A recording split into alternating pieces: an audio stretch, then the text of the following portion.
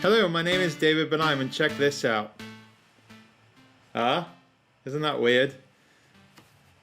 Here is some really random tips on how you can multitask during a meeting. Some obscure like the one behind me, others really practical. Although, is it wrong to make this video? I don't know, I think we've all been in those meetings where we just really rather work on something else, but we feel like we can't say no.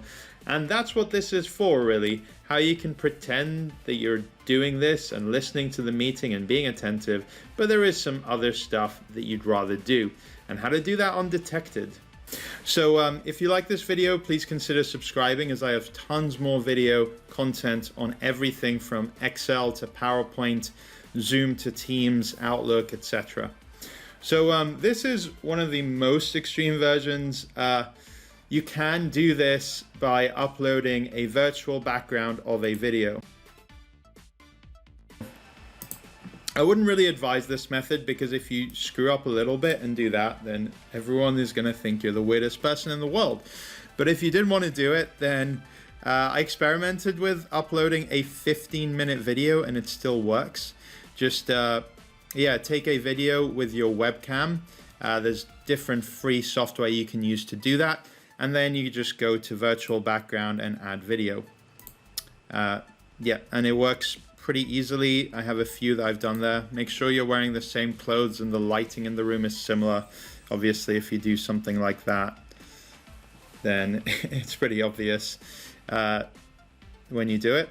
The point of being able to have both of them is that you can sort of cover the screen for most of the time.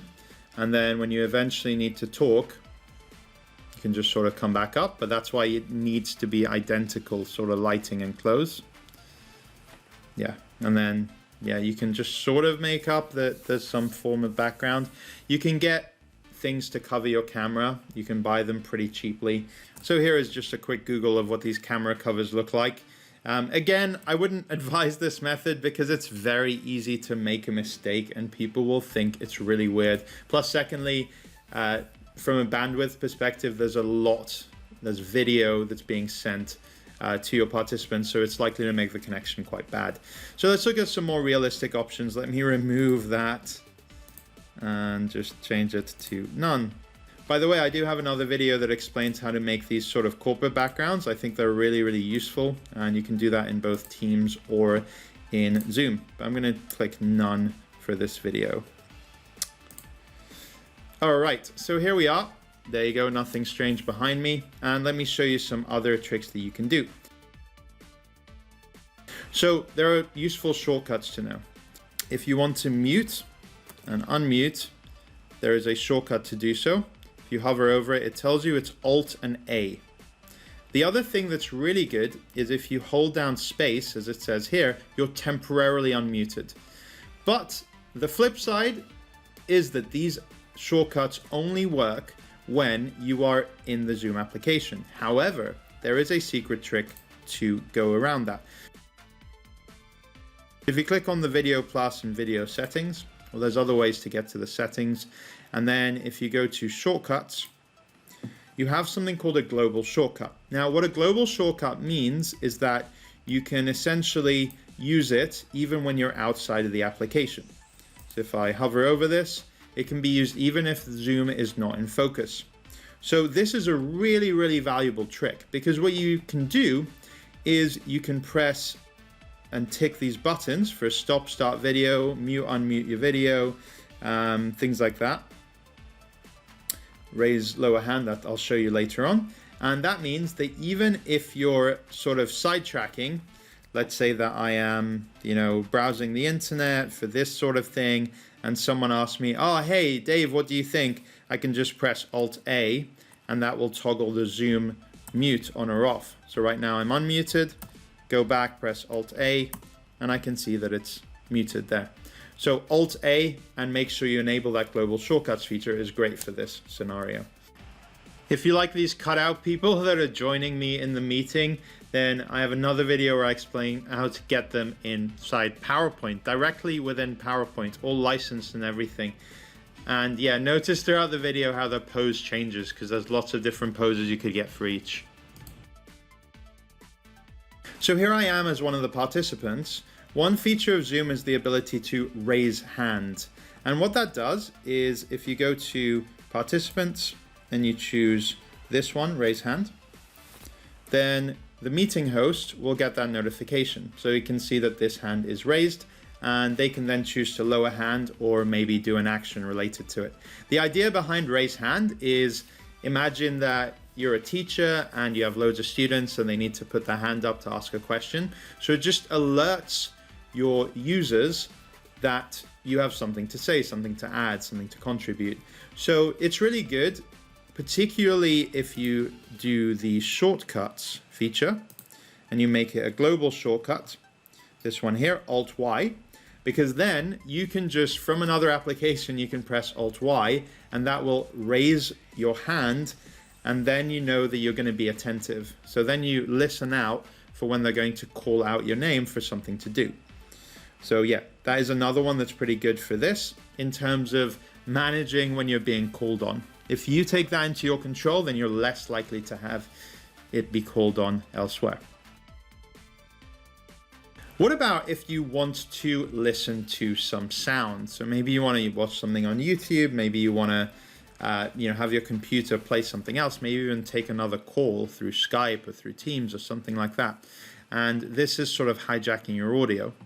So what you can do is you can disable it from your computer, but then get your audio to come from your mobile.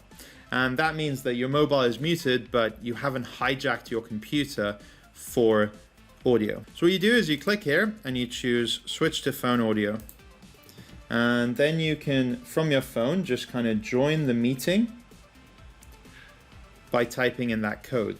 And then you click on computer audio and you press leave computer audio. And now you get this symbol, and that means that you're not in the audio in your computer. So you can go to YouTube, you can go to absolutely anything else, and it can still work. So that's all well and good, but what about an instance where people start to refer to things that have previously happened in the meeting and you have no clue what's going on? And that is where this other trick that I came up with comes in play, also to do with your mobile. So your mobile, you connect it to your computer, and you're going to do some specific things with your mobile. In fact, you can record your screen with audio on your mobile. This is built into iOS if you have an iPhone or an iPad, but if you have an Android, then you need to download a third-party application to do that. So now I'm going to show you on my iPhone how to record something with audio. It's not incredibly obvious at the beginning, but it's pretty easy once you get it done. So here I am in what's called the control center of my iPhone. On the bottom, you'll see this red flashing button, and that essentially means that it's recording my phone. If it's not recording, then this button will just show plain white, and you can just tap it to start recording and tap it again to end recording. Then it records a video and saves that into your photos. And the video also records the audio coming out of your phone. In fact, if you want to record the microphone, you can do that as well by pressing and holding, and then turn on or off microphone like this. Don't choose an application, definitely don't do that, because that actually broadcasts it, which you don't want to do. Then you're telling everyone what's happening in your phone. So just record, don't broadcast. So just don't choose an application. Now, how do we get there and how do we make sure that it works? So go to your settings and type in Control Center over here.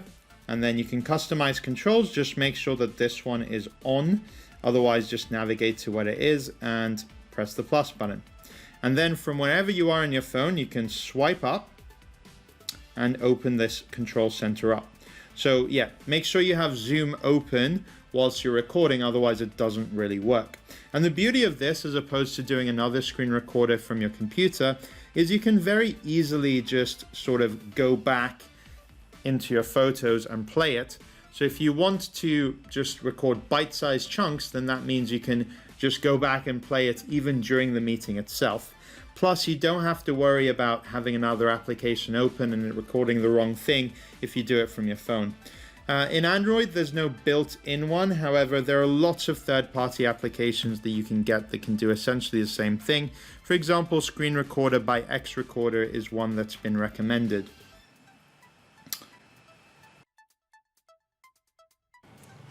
And finally to the host. So the host who is trying to avoid people not paying attention. So the host can ask everyone to just turn on the video. They can either do that verbally, or they can actually do a host action to click on each person and ask them to start their video. They can also unmute other participants, and that gives each participant the option to unmute. And if people aren't doing it, then you know they might not be paying attention. Ask some polls as the host, so ask a question. This is not available in the free version of Zoom, but for all paid versions you can add polls. Or you can do it manually on the chat. And also you can know as a host if the same person is trying to log in using a mobile phone to join the meeting. So if they're using that strategy to log in on their phone, the host does get a notification that the same person is joining twice. And going into the next part.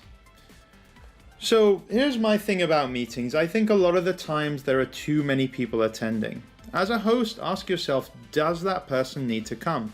Could they get what they need to from a quick 5-minute rundown chat afterwards, or just watching a video recording of your meeting?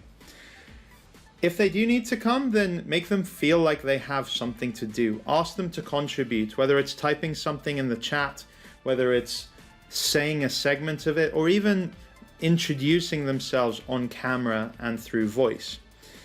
So Zoom did have a feature called attention tracking, attendee attention tracking, which enabled you to see a special icon next to each participant if someone wasn't paying attention to a shared screen. Then they removed this functionality completely because it did sort of violate people's privacy, and I kind of agree with that. I think that you shouldn't be able to see what someone else is doing all the time, right? So if they come to a meeting, then make sure they have a reason to be there. Otherwise, they are likely to do some of these things that I've shown you. So if you like this video, then I release tons, about 2 a week, on anything from Excel to PowerPoint to Zoom to Teams, and my views are skyrocketing, like really rising a lot, about 5-fold in a month.